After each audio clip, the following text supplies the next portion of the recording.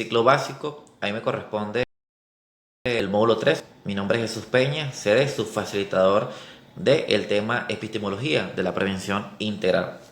Este módulo lo he estructurado en un plan pedagógico, un plan de evaluación durante estas dos clases.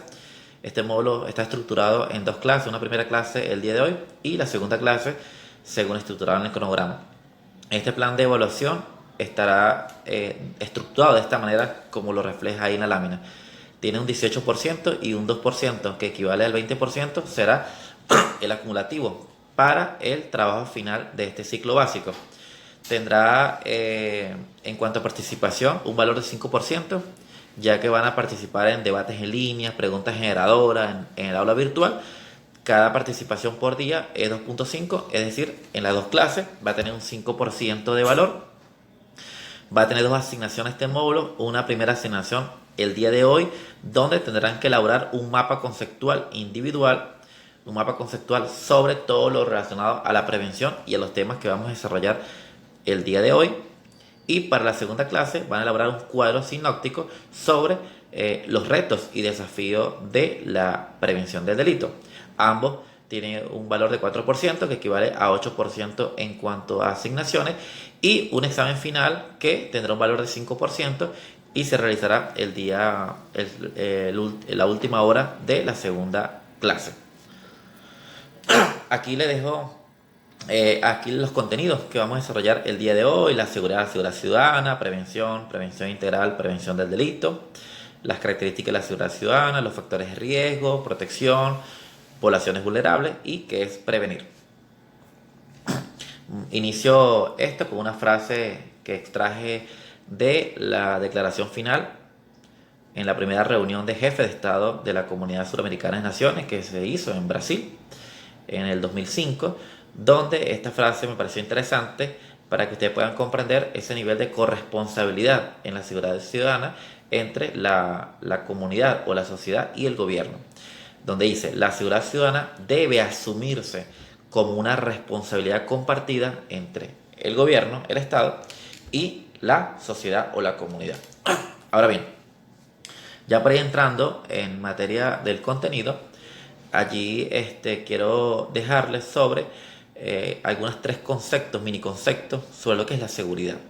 Y la seguridad hay que verlo desde un punto subjetivo, ya que es una percepción, es lo que usted percibe, de una percepción de ese estado de bienestar, de tranquilidad, de confianza, de libertad.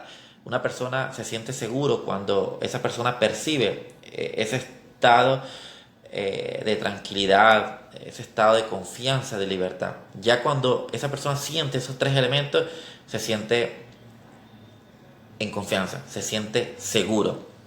Es decir, la seguridad es la ausencia de riesgo o la confianza en algo o en algo.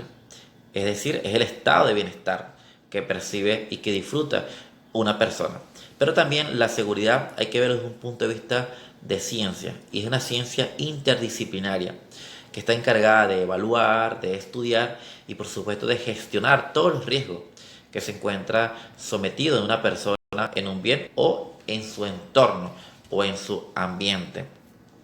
Y hablar por supuesto de la seguridad ciudadana.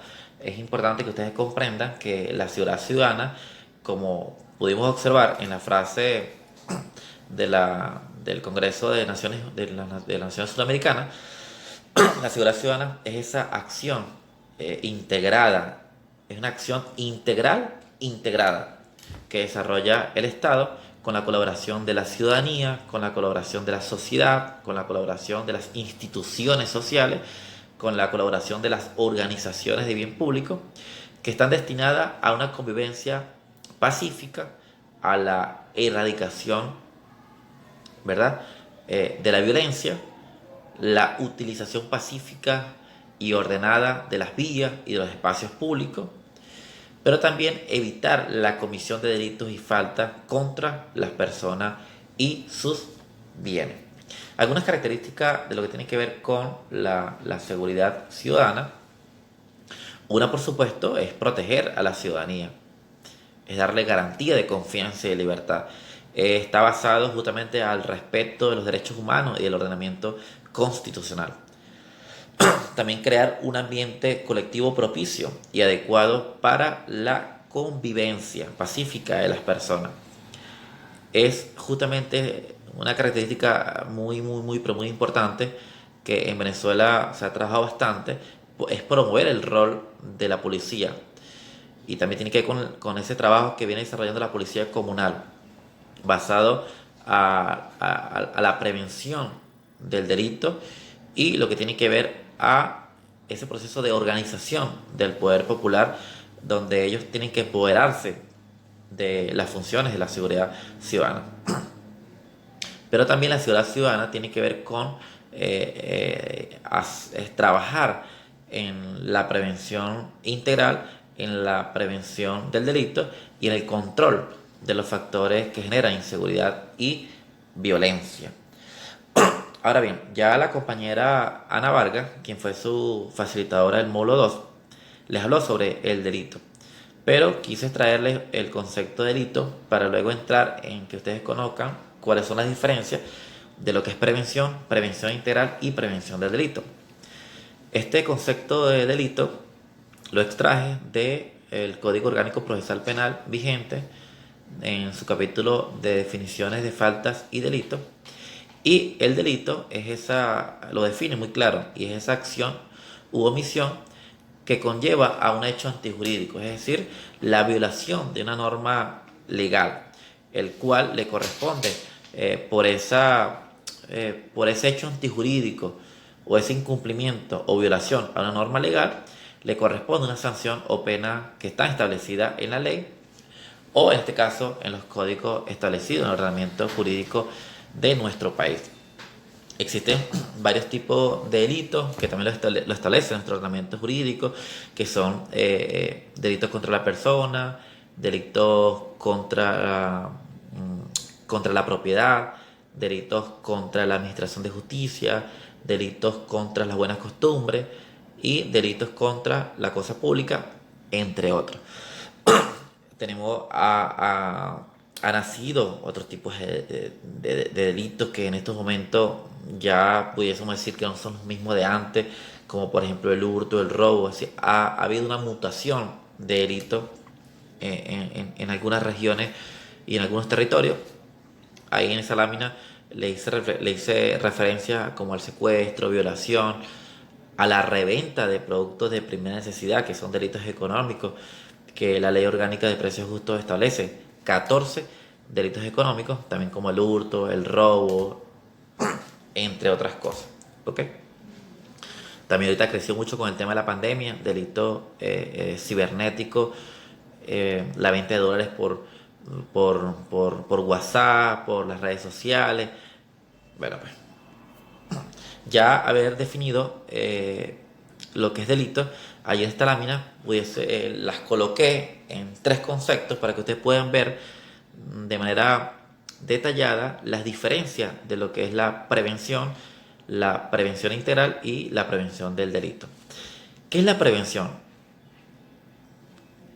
Ambas, o no ambas, los tres conceptos siguen siendo un proceso. Es un proceso. La prevención es un proceso sistemático, permanente, de planificación. Y cuando hablamos de prevención, justamente prevenir, y cuando hablamos de esa etimología y también de la epistemología de la palabra prevención, prevenir viene del latín praevenire, praevenire. Y esa palabra prevenire significa justamente preparar con anticipación, o es decir, planificar algo antes de que suceda algo. Es decir, preparar con anticipación lo necesario para un fin. Es decir, prepararse antes de que suceda alguna situación, alguna adversidad, algún riesgo, etc. Entonces, sin embargo, la palabra prevención o prevenir es una palabra compuesta, ¿verdad? Que sus componentes léxicos entre en la palabra prevenir, pre es un prefijo que significa antes, ¿correcto? Y venir o veniré viene del verbo venir, es decir, antes de venir. Entonces, prevenir es esa palabra compuesta que se define por el prefijo pre, que es antes, y el veniré, que es del verbo venir.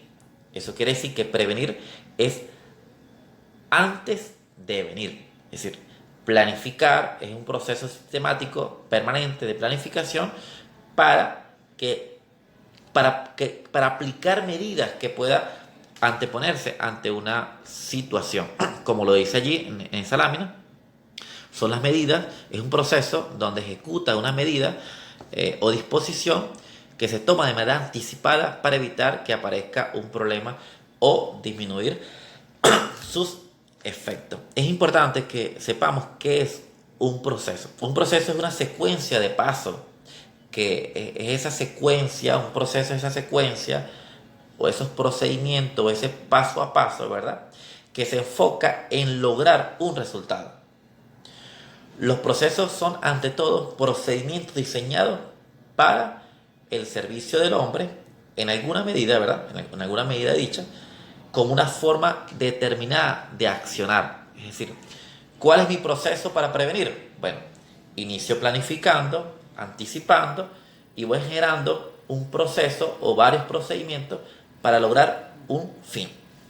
Es decir, la prevención es un proceso de planificación, de investigación, de diagnóstico, de caracterización para aplicar una medida o disposición que se pueda tomar de manera anticipada antes de que suceda algo.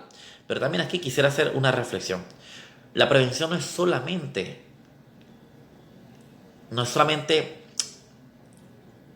aplicar una medida para anticipar algo, sino aún así, aún así se dé una situación o un riesgo, la prevención también allí actúa para detener el avance. Es decir, la prevención no actúa solamente para anticipar el riesgo o la ocurrencia o el delito, sino que aún haya sucedido la situación, ¿verdad? La prevención tiene que actuar para generar un proceso de detención de que avance esa situación. No sé si me logras entender. Si la prevención, aparte de ser un proceso que se anticipa para que nazca algo, para que suceda algo malo, una enfermedad o una situación o una catástrofe o un delito, en caso de que si llega a suceder la situación que usted está anticipando, la prevención tiene que seguir actuando para detener ese proceso. ¿Ok? La prevención integral es ese conjunto de procesos. ¿Ves? Ya no habla como de un solo proceso, sino que es un conjunto de procesos dirigido a promover, ¿verdad? Aquí como está en esta lámina, a promover, ¿verdad? El desarrollo integral del ser humano, de la familia y de la comunidad. Es allí donde ese proceso integral actúan las personas, actúa la familia, actúa la escuela, actúa el espacio laboral y el espacio comunitario. En esa prevención integral se consigue lo que tiene que ver con los factores de protección y los factores de riesgo. Ahora bien, sobre la prevención del delito. La prevención del delito ya es una prevención más focalizada. Y es esa prevención o es ese proceso o es ese conjunto de procesos que se antepone a los factores y circunstancias que favorecen o promuevan las conductas delictivas. Entonces, son todos esos procesos que se ejecutan para anteponerse ante cualquier aparición de conductas delictivas o conductas de violencia o cualquier nacimiento o emergimiento de estos tipos de conductas criminales. Ahora bien, parte también de algunos soportes jurídicos en cuanto a nuestra prevención integral en Venezuela. En primer lugar, está la Constitución de la República Bolivariana de Venezuela, eh, la ley de la delincuencia organizada, financiamiento de terrorismo, el Código Orgánico Procesal Penal, la ley antidroga y algunos tratados internacionales en materia de derechos humanos, etcétera, etcétera. ¿Ok? Allí, como pueden observar esta lámina, hablamos de tres elementos que ustedes tienen que conocer, o tres factores. Uno, que son los factores de protección, los factores de riesgo y las poblaciones vulnerables. Estos tres elementos son fundamentales que podamos trabajar. Uno tiene que ver con los factores de riesgo. Estos factores de riesgo están estructurados en factores de riesgo de carácter globales, de carácter nacionales, locales, regionales, nacionales, locales, y también está un nivel mucho más específico que son los factores de riesgo que nacen o que están ahí latentes en los espacios individuales, los espacios familiares, que allí hay que estar muy atento. Esos factores de riesgo globales es como el tema, la situación económica, el tráfico de droga, el tráfico de armas, el tráfico de personas, la trata de personas, todos esos grandes delitos que podría yo decir mundiales, como es el tráfico de armas, el tráfico de droga y el tráfico de personas, de migrantes, son esos factores de riesgo globales. Hay otros factores de riesgo nacionales, el tema económico, el tema de la pobreza, el tema del desempleo, el tema de las desigualdades, siguen siendo factores de riesgo. Ahorita en este momento el tema de la pandemia del COVID-19 sigue siendo un factor de riesgo, y en nuestra familia, en el ámbito familiar, en el ámbito personal, individual, también hay varios factores de riesgo, que es el tema de las emociones. No tiene esa capacidad de manejar la inteligencia emocional, de poder asumir la resiliencia, etcétera, etcétera. Allí en el tema familiar hay muchos factores de riesgo, como el tema del conflicto, la violencia intrafamiliar.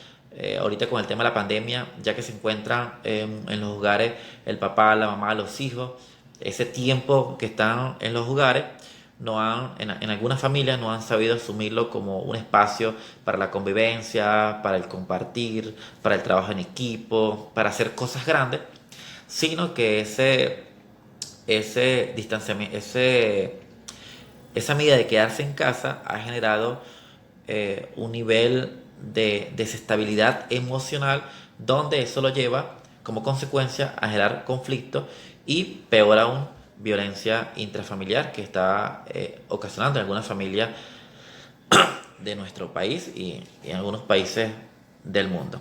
También las poblaciones vulnerables, aquí es un elemento importante para que ustedes conozcan.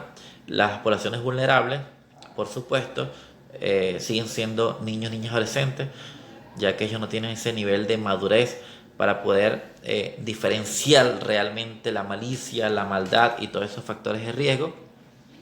Las mujeres siguen siendo un objeto, siguen siendo, no objeto, las mujeres siguen siendo una población vulnerable en cuanto a algunos delitos, como la trata de personas, etcétera, violencia.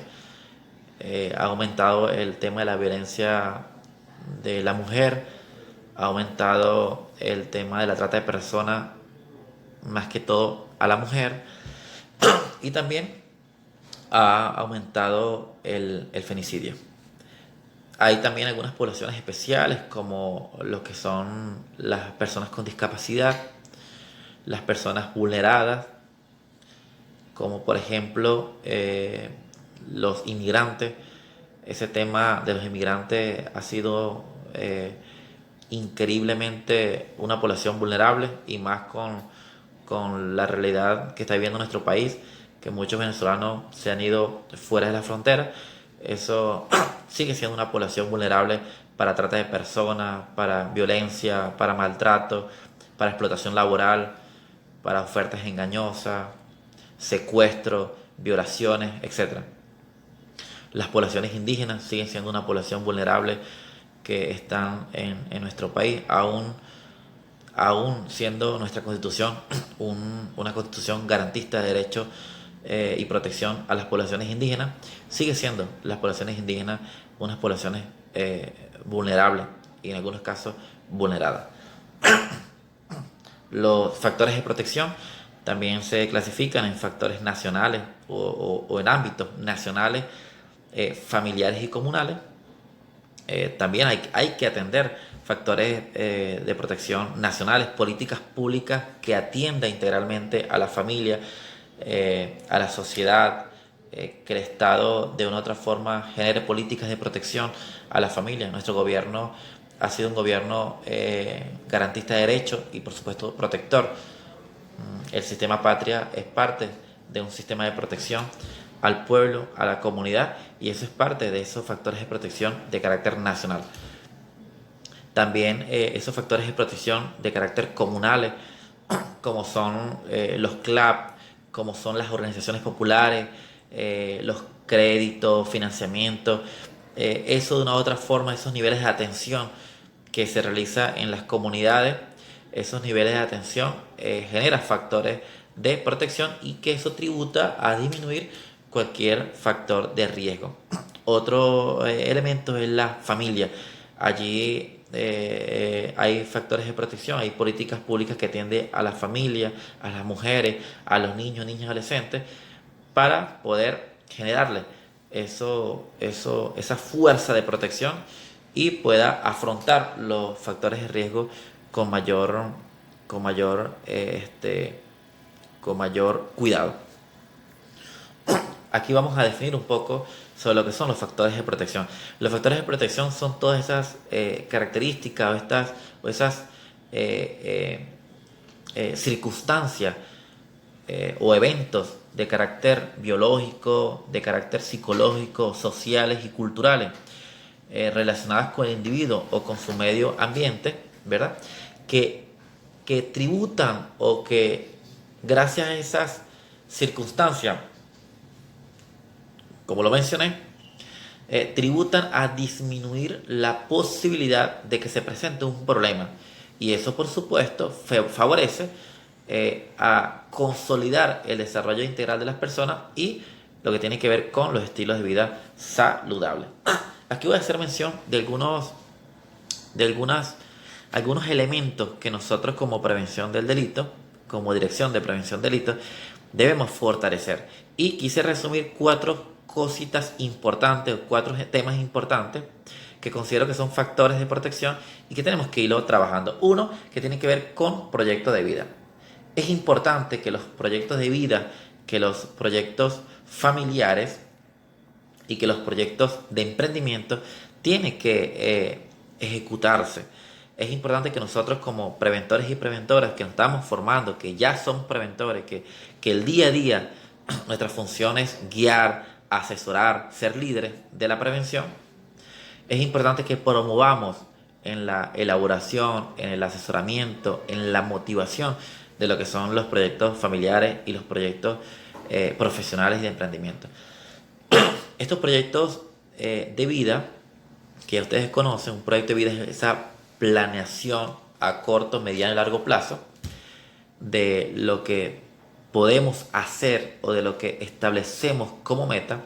Es importante que podamos aquí entender 6 preguntitas fundamentales que tenemos que hacernos para la elaboración de estos proyectos familiares. Uno es el qué. Es importante que el qué no es un plan de acción. Quiero dejar claro eso. El qué es justamente esa meta o esa visión de lo que yo quiero para mi vida. Es decir, ¿cuál es la razón de ser para yo vivir feliz? Bueno, esa meta o eso lo que yo quiero ser es el qué. Entonces, ¿qué? Bueno, ¿qué quiero ser? Mi meta. Vamos a hablar de una meta profesional. Bueno, quiero ser abogado. Esa es una meta a mediano plazo, ¿verdad? Esa meta de qué quiero ser, después que yo tengo claro, ya he soñado, ya creo, como dice, cree, crea y emprenda. Bueno, ya después que tenga clasificado el qué, cuál es tu meta, vámonos justamente con lo que tiene que ver el plan de acción. Y el plan de acción se ejecuta con el cómo, el cuándo, el con quién, el dónde y el por qué. El por qué, y comienzo por el por qué. El por qué es justamente esa justificación, esa motivación. ¿Por qué yo quiero ser abogado? Bueno, quiero ser abogado por X. Bueno, esa motivación, esa justificación es lo que me va a impulsar a lograr el qué, que es la meta. Luego, en esa planificación, ese plan de acción, vamos a establecer el cómo. El cómo tiene que ver con esas estrategias, esos proyectos, esos objetivos.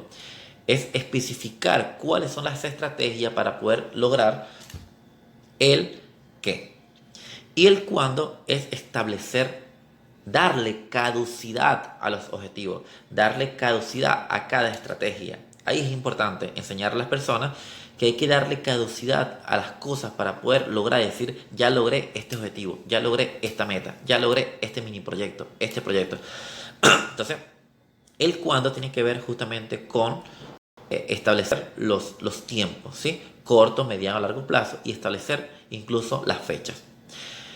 Luego, establecer el con quién. El con quién es buscar ayuda, buscar apoyo en las personas, en su entorno familiar, en sus factores de protección, en su familia, en sus amigos, que pueda contar, buscar ayuda para tú poder establecer ese apoyo que va a poder permitir con esa estrategia lograr la meta. Y el dónde es establecer ese lugar o ese espacio, sea ese espacio virtual o ese espacio presencial donde usted va a lograr ese qué que usted proyectó. Entonces es importante esos proyectos familiares, esos proyectos de vida individuales, personales, de emprendimiento y profesionales. Eso es, si usted tiene su proyecto de vida, es difícil que se desvíe en el camino. Por eso la importancia de los proyectos familiares como factores de protección. Segundo elemento, la resiliencia como factores de protección. La resiliencia, todos los seres humanos tenemos esa capacidad, todo. Esa capacidad de afrontar, esa capacidad de caerse y levantarse y decir, yo soy un ser humano de proyectos, de meta, lo voy a lograr. Caí, pero aprendí. Esa caída me generó experiencia y esa experiencia me generó justamente un antecedente para poder avanzar y para poder no caer en cometer el mismo error. Entonces, cuando una persona es resiliente, ve los errores como una experiencia, ve las caídas como una experiencia. Entonces, la resiliencia es esa capacidad que posee todas las personas, que posee todos los seres humanos, pero que en algunos casos está allí adormecida. Entonces, la resiliencia es ese elemento de afrontar las adversidades, de afrontar las situaciones difíciles como en estos momentos vive Venezuela, el tema de la situación compleja económica, el tema de la pandemia, entre otros. Entonces, es mantenerse en pie de lucha con una gran dosis de perseverancia, de tenacidad, de positivismo, de inteligencia emocional, de actividad, de actitud positiva, ser proactivo y también por supuesto con lo que hablé, lo primero, con un proyecto de vida claro.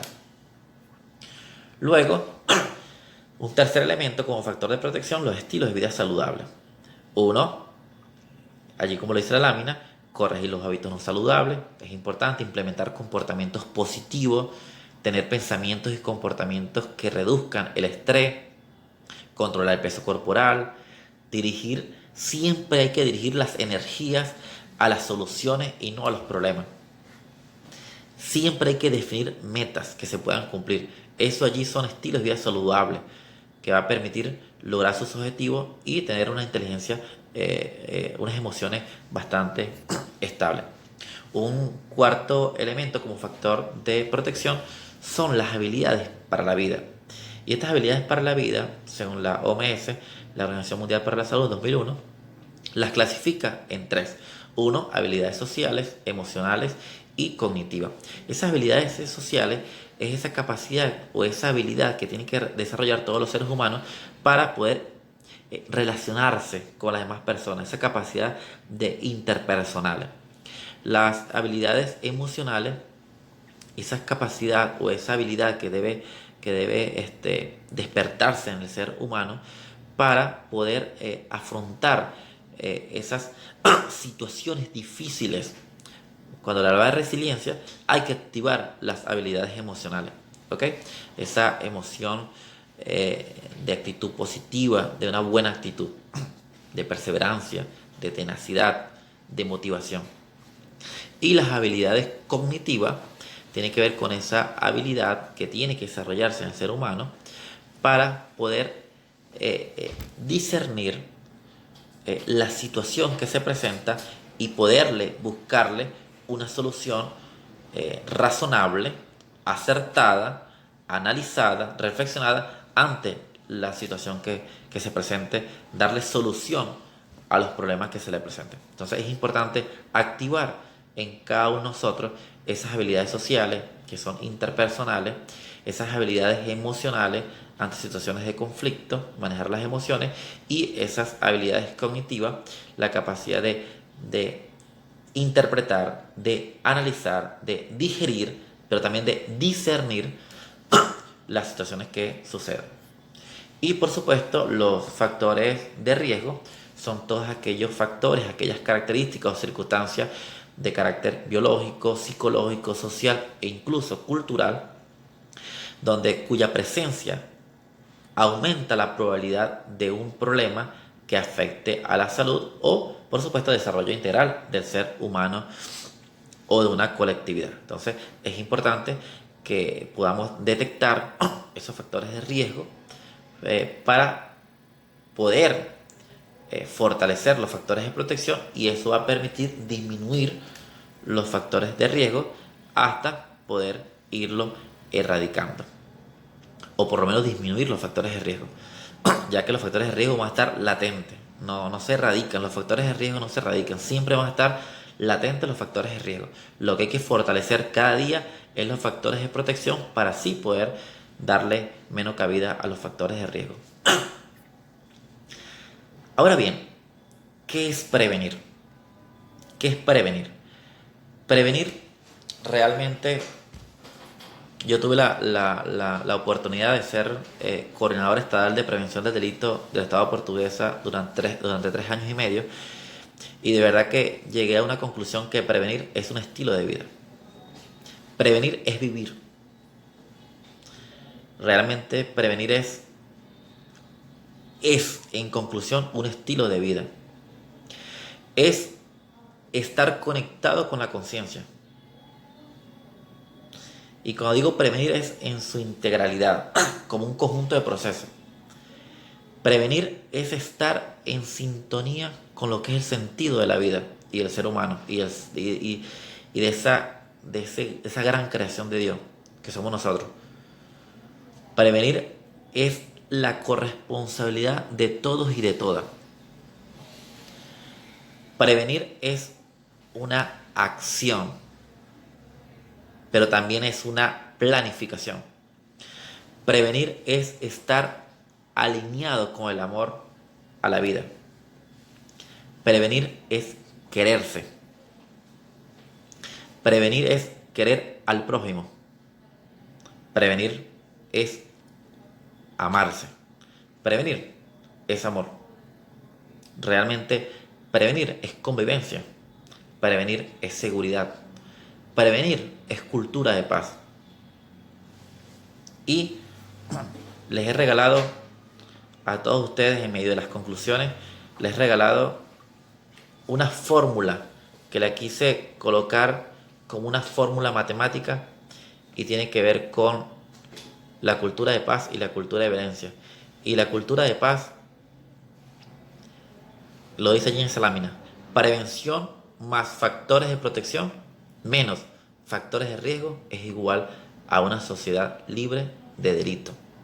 Si nosotros promovemos la prevención como un conjunto de procesos para disminuir esos factores de riesgo y a esa prevención creamos estrategias indicadas, acertadas, a atender a todas las poblaciones vulnerables, a toda la población vulnerable, en todos sus ámbitos, en todos sus grados de intervención de la prevención, y fortalecemos los factores de protección, que eso va a disminuir, va a restar los factores de riesgo, vamos a tener una sociedad libre de delitos, o por lo menos libre, o por lo menos disminución de delitos, ya que lamentablemente el delito no se puede erradicar, pero sí se puede disminuir. Pero tendremos una cultura de paz mucho más de convivencia ciudadana. Y quiero ir cerrando con la clase del día de hoy, donde quiero dejar una pregunta basada a una lluvia de ideas durante esta clase, que tiene que ver cuáles serían los factores de protección más significantes para disminuir los factores de riesgo.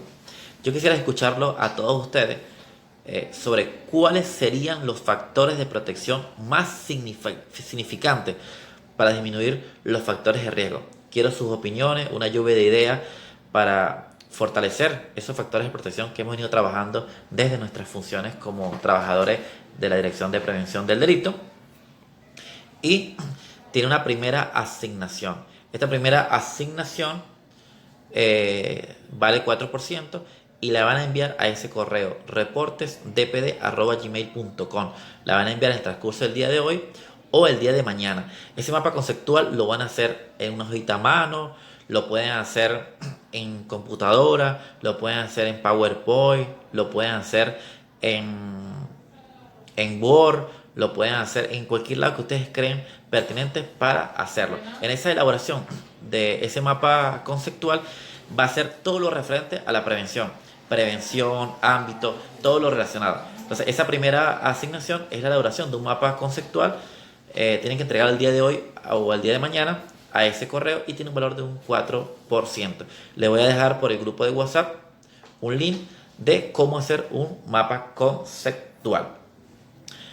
Compañeros, ya para finalizar esta clase, les dejo a todos ustedes esta frase que considero que es muy importante, donde hablamos sobre la juventud, es decir, con juventud y creatividad construimos la paz. Es decir, y cuando digo juventud, no hablo de una edad específica, sino que hablo de que con juventud y creatividad construimos la paz. Bueno, muchísimas gracias y cumplí con las asignaciones para avanzar en la formación de este ciclo básico.